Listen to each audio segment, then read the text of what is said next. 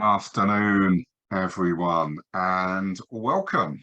Welcome to this webinar today. My name's Simon. I am the founder and wellbeing director here at Thrive, and it's an absolute pleasure to have everyone with us today. You should now see what can only be described as last week, I think, on that, certainly in the Milton Keynes area. Well, didn't get too much snow up north, but you should just see a snowy screen there. But miraculously, within seconds, the Thrive logo appears. The only reason I put that up is that Joni, one of our mental health first aid instructors, Lisa, hello, Lisa, yay! Lisa wasn't sure if she was going to make it, and she's absolutely here. It's a pleasure to have you, Lisa. Charlotte, who was meant to be here as well from the wonderful SOP user group, has messaged me literally 2 minutes before saying she wasn't able to make it, so she feels really bad, but it's okay. All of these webinars are recorded, so if you do need to watch them afterwards, that's absolutely fine. But lovely to have you here, Lisa, as well. For anyone I haven't given a shout out, I do apologise. It's certainly lovely to have a very old friend of mine, Paul Guy, on the call as well. So it's lovely to see you here, Paul. And yeah, as I say, the only reason I put that little segue is I don't normally do it because, but Joni mentioned it on the call, I think on the webinar about a month ago, how it's one of her favourite bits. So I said out of in honour, I'd actually do it as well. Quite a lot of effort went into that, I think, at some stage. Anyway, we are here today to look at, thank you, Paul. We are here today to look at mentally preparing for Christmas. And I am aware, and you know, Christmas is mostly a Western or Christian holiday, and for some of the people on the call, you may not celebrate Christmas. We decided to, rather than call it winter holidays or winter break, because quite a lot of people, certainly in the UK, they're even if it isn't your thing, a lot of people do take time off over that over the holiday period, and so we thought actually we'll keep in with that theme. It also allows me to put lots of winter themes in, as well as presents and stuff. So first of all, as always in any of these sessions, it's really important to remember, just like snowflakes, you are unique. There's only one of you. And everything that you do, everything you think about, everything that you react to, you're resilient to, is because of who you are and what you've experienced or what you've gone through to get to this point in your life. So everything around your thoughts, your feelings, your behaviors all come from the experiences and the way that you've lived your life. The reason that we focus on this, and the reason that everybody is unique, is that something I might talk about today, and I'm going to talk a bit about stress and a little bit about anxiety, might impact you in a way that you weren't expecting. That's okay. It's okay to not be okay. Hopefully, everything that we're going to talk about today is actually for your benefit, for your well-being. But as I said, I am aware that sometimes we get impacted in ways that we don't understand. We are 4 days away from Father Christmas arriving, or Santa Claus, or St. Nicholas. Can't remember all the other sort of variations of it. But if you are a true believer, you know that he does arrive on the 24th of December. And on that note, a lot of people are starting to wind down from work, but not wind down from their thoughts and feelings. So as I said, everything today is about your safety. If they do say anything that you think, I'm a little bit, just getting to me, that's absolutely fine. You're not, you don't have to stay here for the full 45 minutes. I'd love it if you did, but if you do need to just sort of take a little bit of time out and do what's best for you, that's the most important thing. You don't have to answer any of my questions. I will be asking a few questions that hopefully you can put in the chat, but you don't have to at all. And as I said, you can leave at any time. I really hope that you don't. But if you do, we are recording this, so you can dip in. Just follow us on our YouTube channel, and this will go up in a couple of days. I'm not sure how all that magic works at the back end, but I'm sure sort of Shezzy does. So as long as Shezzy knows, that's absolutely fine. Everything we're going to be talking today is hopefully to improve your well-being, not detract from it. So the first question we have to ask ourselves is, why am I feeling like this? And it's really important to remember that middle word there of that sentence, feeling. Why am I having these feelings? Now, feelings typically emanate from our thought process, and our thought process and our feelings typically emanate by the emotional state that we feel that we're in. So the way that we can change how we're feeling is if we change how we think. If we change how we think, we can change how we feel, we can change our emotional state. Now, to do a little bit of a further explanation, maybe you are aware of Maslow's hierarchy of needs. This is the thing that I'm talking about where our thoughts drive our actions. Okay. And when we start to think about Christmas, or even the whole of this December period, is as we get more stressed, people buy more. Okay, people use retail therapy as a thing. And when we feel more stressed, and when we bought more, we then start to maybe feel the financial impact. That then potentially makes us insecure. We then think that actually, oh, I've spent too much, which takes away a little bit of our power because we think, oh, I should have had better willpower. That in turn makes us more tired, and then we feel put upon. So the things that we actually think are trying to help us actually end up causing us more stress. Unfortunately, advertisers, and I even saw this week, I think moneysupermarket.com is amazing. But the only email that they have sent me this week is, here's our big list of credit cards that you can apply for this month.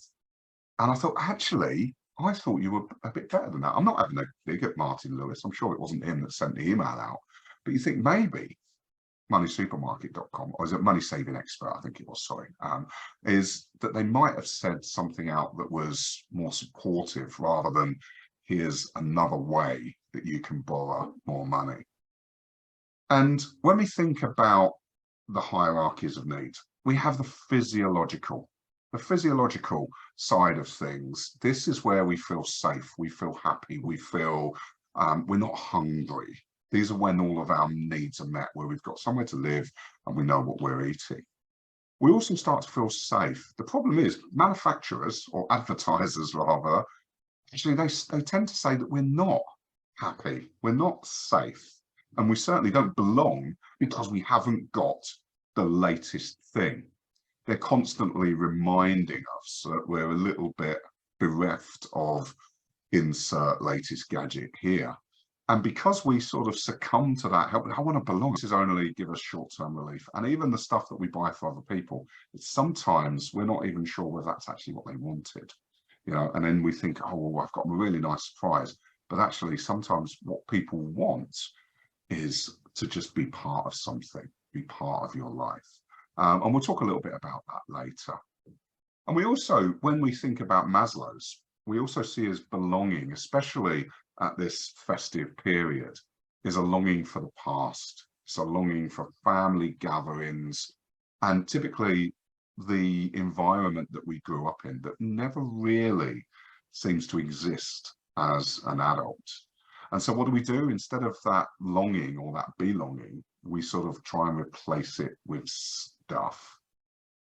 And then when we think about actually achieving what we think of as our goals in life, our esteem and our self-actualization, well, this is, sometimes we think, well, we can only feel good about ourselves if something's gone right in our world. And what's right for me is an iPhone 13.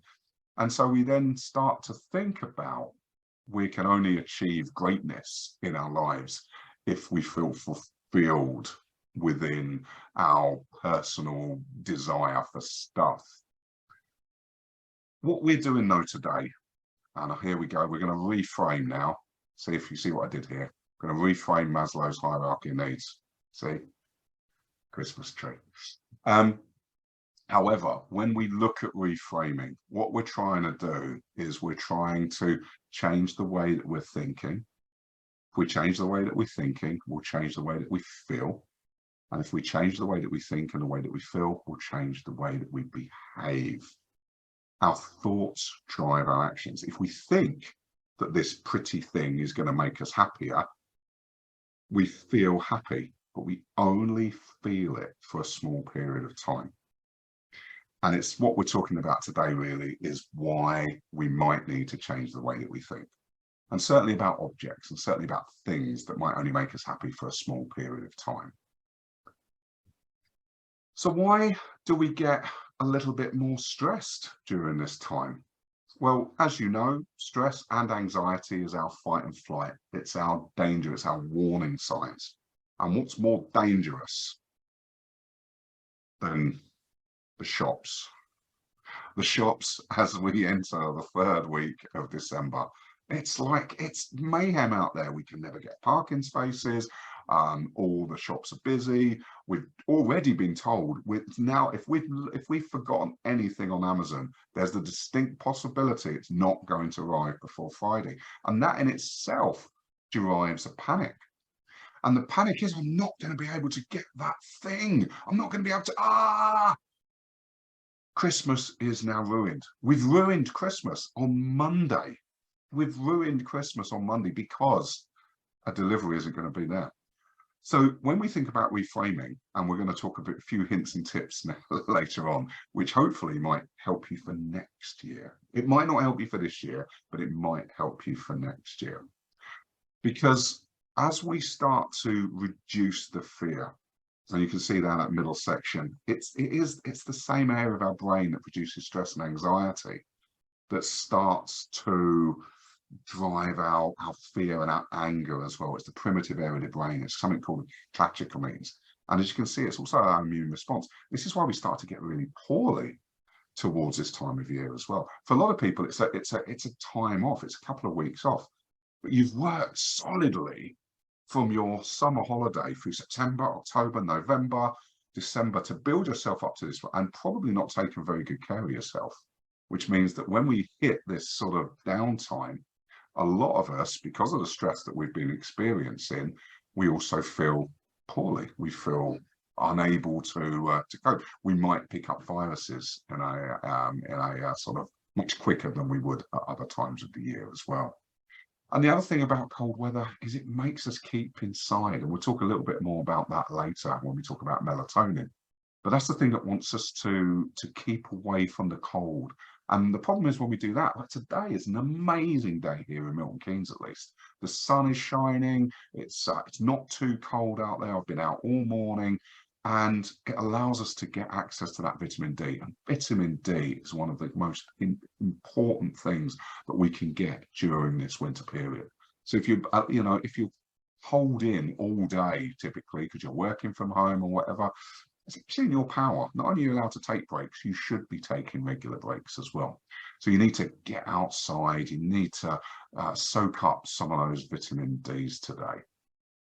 Because if you don't, the problem is that you might start to feel some of the effects associated with that lack of vitamin D.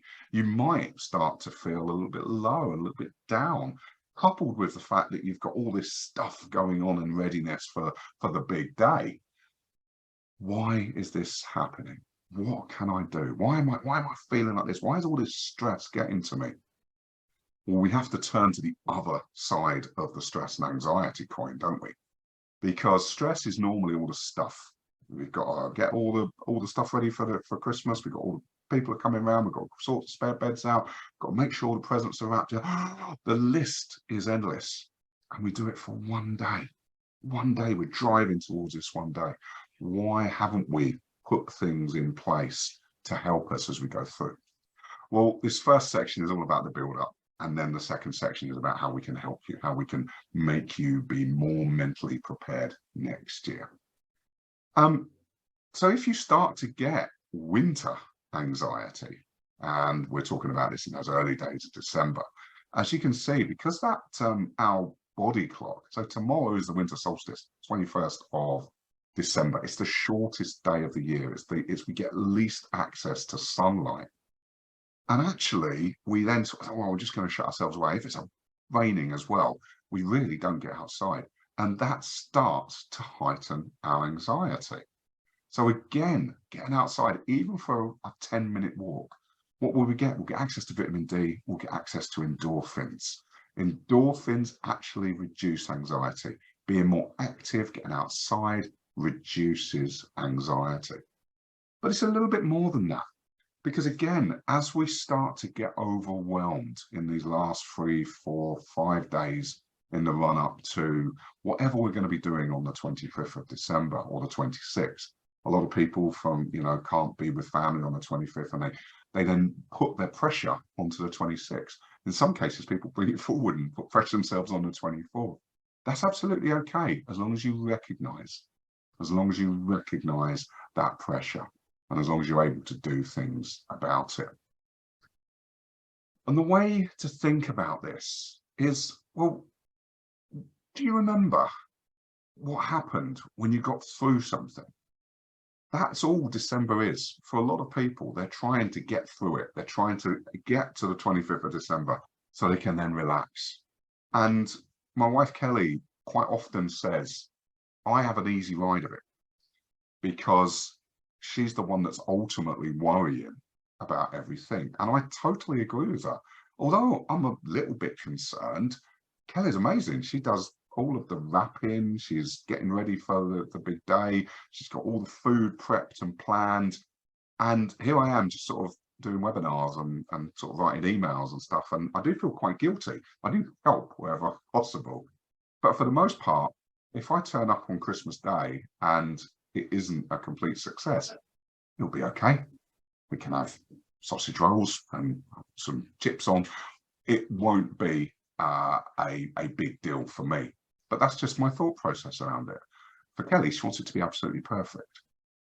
And this is the difference between feeling okay with yourself, feeling that it's all going to be all right. And the reason that I put this particular slide in at this particular point is I like to refer you back. There's a chap called Matteo Ricard.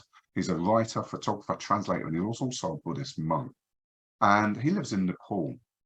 And what he said was that happiness doesn't have to be something that we experience in short bursts. Happiness is a pool. So the reason I talked about confidence here is when you think about a time when everything went well, everything was brilliant, and you felt happy, how about reaching out and dipping into that pool of happiness and grabbing that and bringing it into where you are today, even if it's only for a small period of time, so you can just for that small period of time feel a little bit of calm in amongst all of this stuff that's going on. And the reason that we talk about confidence is it's so important to our mental health. Seeing ourselves progress, seeing how we feel, people who exhibit self-confidence are generally healthier. And actually, there's been scientific research done. They actually tend to live longer because confidence is a positive emotion. So the more confident you feel, such as joy, gratitude, hope, all these positive emotions, countless health benefits. When we think of this on the negative side, and I don't like to go negative after positive, but there's a reason for doing this, is actually when you think about if you're not confident, if you don't feel confident in what's coming up, in that everything's going to be all right, maybe actually you then start to think, well, actually, maybe I've got a little bit of low self-esteem. The problem with low self-esteem is it creates anxiety, it can create stress, loneliness, and potentially increased likelihood of depression. It can also cause problems with relationships, romantic relationships, and it can seriously impair how you're working, how you're doing with your job, with other people as well. And unfortunately, people with low esteem also have potentially a different relationship to alcohol and drugs than those who feel they've got really good self-esteem and confidence that goes with it. And when we think about control, the two things that we can only control in our lives are actions and our attitudes. They're the only things that we have 100% control over. And if we feel or we approach each day, I'm confident that today is going to go well. Even if you don't truly believe it, your thoughts that today is going to be a good day. Positive emotion means that 9 times out of 10, it's going to be a good day. It might still have some bad stuff in it, but you're going to have a way to be able to get through that. You're going to be able to draw on that pool of happiness and start to think differently. I do realise that looks a little bit like lightning now, but it's not meant to be. It's meant to be lovely sort of twinkling, bauble lights. Just before we go on to the second stage of this webinar and talk about what things we can actually do to improve our mood or to reframe ourselves approaching the 25th, in the chat, I'd just like you to put down, if you sit down now, what's the biggest thing that's causing you stress and anxiety today? Okay, it doesn't need to be involved with Christmas. It could be something to do with work, something in your home life. In the chat, what's the biggest thing that's on your, that's right in front of you? It's the big red klaxon that's going off. If you feel okay to share, what's the biggest thing that's going on in your world today? We've got some people's health issues, especially loved ones and families. Yeah, we've got people looking after their own family as well, sons, daughters. We've got people, no presents wrapped. Hello, Sam, I didn't see you turn up. The amount of work that we've got on as well, even though we're in this, you know, everyone else seems to be breaking up. I love that. Have you broken up yet? Yeah, I did that when I was 16 at school. I'm at work now. We don't do breaking up. Yeah, presents. Family stuff. Oh, I'm really sorry to hear that, Rahel. Yeah, lost a loved one, and we do talk a little bit about that in the second half, actually.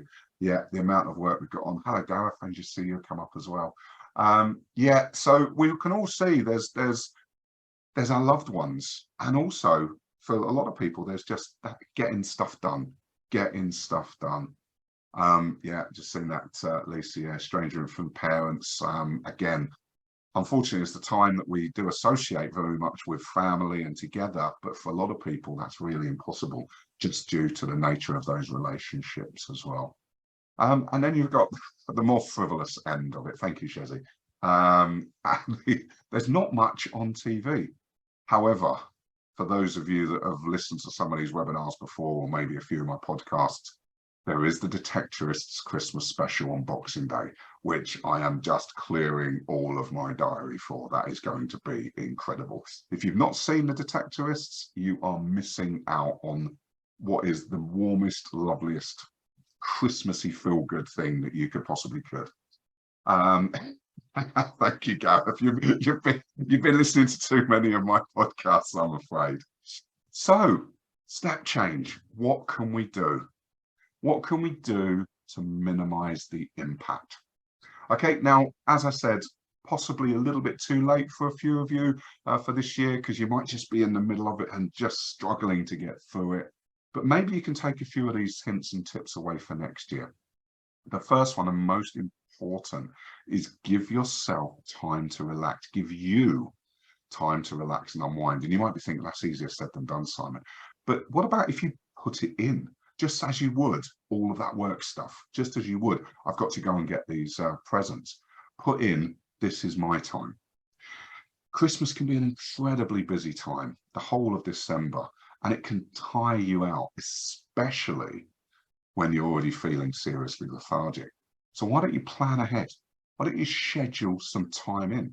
Maybe it's the week before Christmas. Maybe it's even on the 24th. The 24th this year landed on a Saturday. Is there anything you can do actually just for you? And maybe you just want to break that day down into small chunks of time. Maybe you want to say, well, actually from 10 o'clock till 11 o'clock on Christmas Eve, I'm doing nothing. I'm just going to sit down. I'm going to put my feet up. I'm going to put some music on.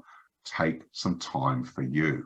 We do this all the time when we're at work. Why can we not do it in our home life? Why can we not compartmentalize what we want to do? And I've just seen Ed's thing, having to live the expectation of what Christmas should be. Exactly. We're sort of, it's forced down our throats sometimes as you've got to have this, you've got to enjoy this. you've got to have this particular Christmas. And actually, for a lot of people, that's not what they want to do. That's not how they want to celebrate it, and however you celebrate that that particular day. And when you think about, we talked about it earlier, didn't we? The shops are full of those other people that have left it too late as well. Last minute shoppers, loud Christmas music. Well, what can we do to get all of our presents a little bit ahead of time? Can we make sure that we've got everybody's presents in November? I always used to sort of throw scorn on those individuals who were completely prepared. Oh, you've done all your shopping already? It's not really getting into the spirit of Christmas, is it? We ordered, I think, most of our presents in early November, and yet we're still needing to do some this week. Kelly's out right now as I talk, actually, braving those hordes of individuals to try and get just a few last minute bits and pieces. And only the bits that we couldn't get. But instead of having 20 people to buy for, we've only got 2 or 3. So actually, maybe you can do things a little bit ahead of time. Get yourself super prepared. Because what that takes is, it takes one thing away from you, one bit of pressure. And as we heard from Rahel earlier, what if you have lost a loved one this year? My mum died in July. And this is our first Christmas without her, which is quite hard, especially for my sister, who's having my dad and my sister over as well. And for her, you know, this is their only Christmas with, you know, first Christmas without her mum. And it's been very difficult for all of us as a family to think about, well, how do we react to this? And for a lot of people, what you might want to do is sort of think about, well, what cards? And maybe I don't give cards this year. Those of you who do know me quite well know I am a big fan of Jackie Lawson. I'm not on commission, but I send e-cards every year because, number one, I was really rubbish at Christmas cards.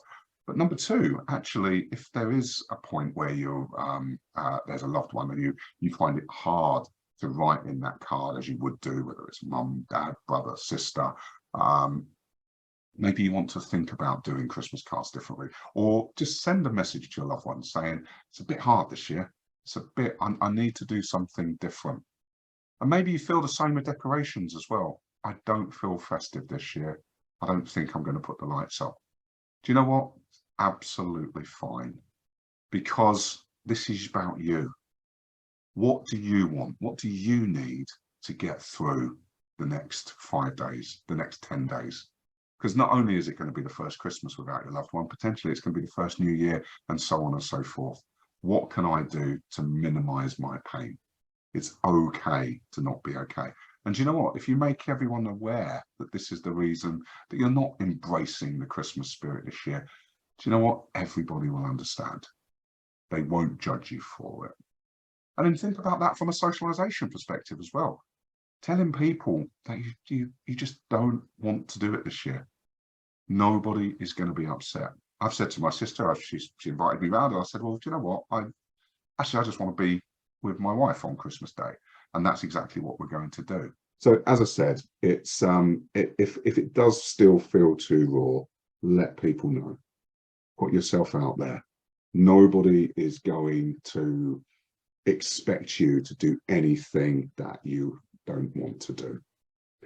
And actually, if Christmas dinner is a bit too much for you this year, do you know what? Beans on toast. It doesn't matter, because there will be another Christmas. There will be another time next year. And maybe it's about setting new traditions as well. But people are going to be there to love and support you. So what else can we do? My next 4 slides are going to be very familiar to people, because these all work. These all work. Okay, as the days become shorter, your sleep, your waking cycles, they become disrupted. Lack of sunlight means your brain produces melatonin. This makes you sleepy. This makes us want to just sit in front of Harry Potter and just veg out for the whole day. What can we do? Open your blinds and curtains as soon as you get up. Let the sunlight in. Try and open windows wherever possible. Get some fresh air in.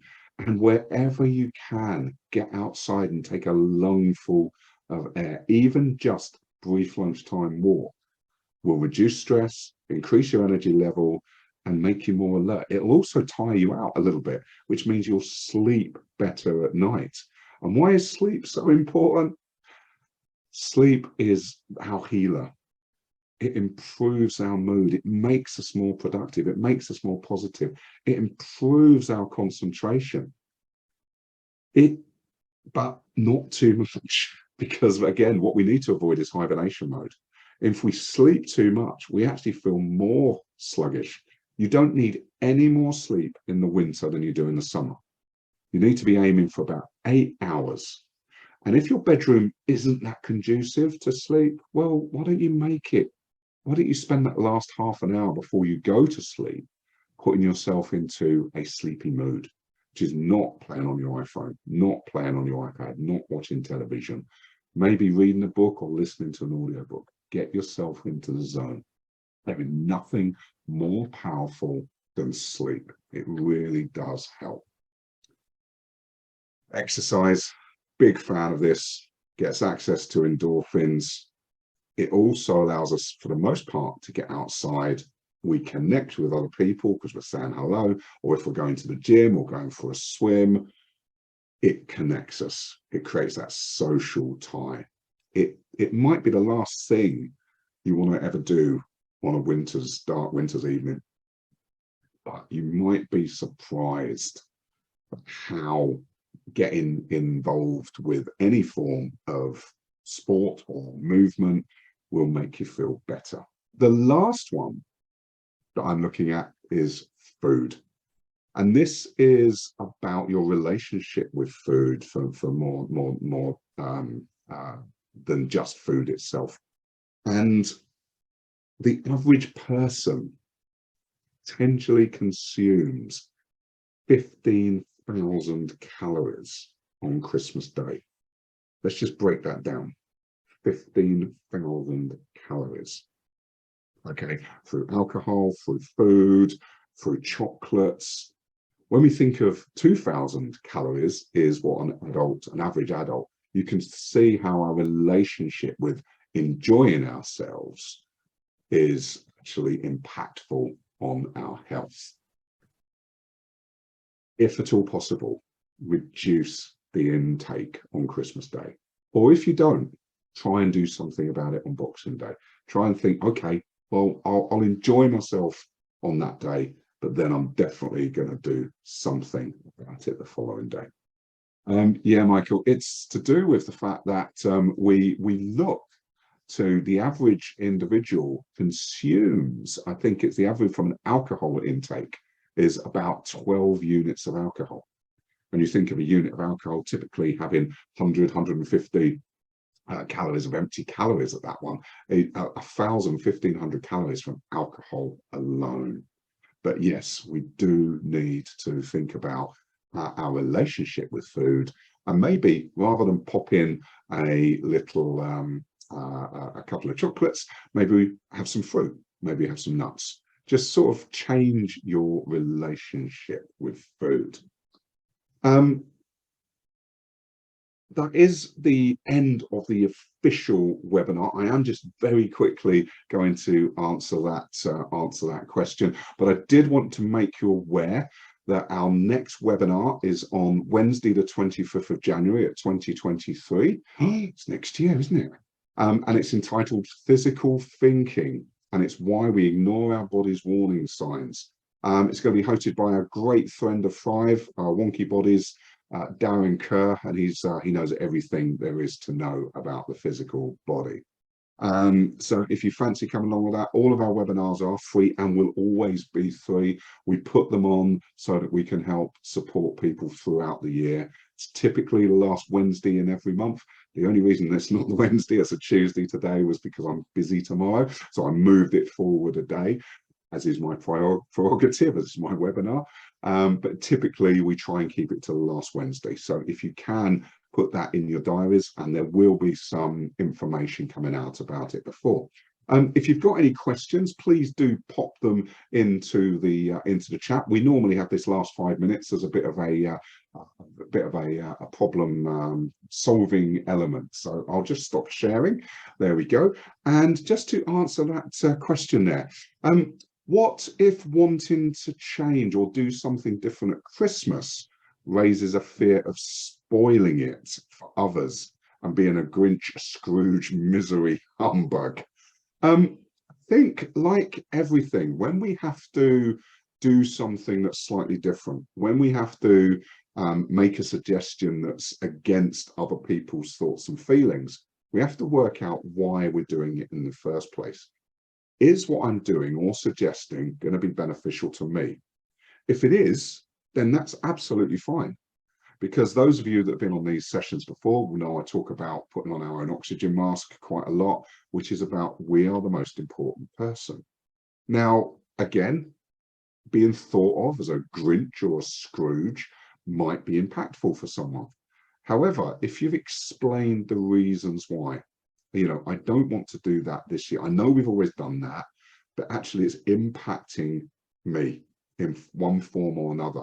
Having those conversations with those people, being open, being honest, having a dialogue it might surprise you that the only reason there's being put up a fight is because people love routine. And what you're trying to do is change a routine. So I would say, have that conversation, especially if with loved ones, to say, look, can we do it a bit differently this year? Or do you know what? Could we do it in a way that might make a new tradition, might make us be able to do something different every year? And it's not about changing the world. It's about changing one particular thing at a time. Brilliant question. Thank you. If anybody else got any burning questions about how they deal with the anxiety or stress and lead up to Christmas? Oh, thank you, Tracy.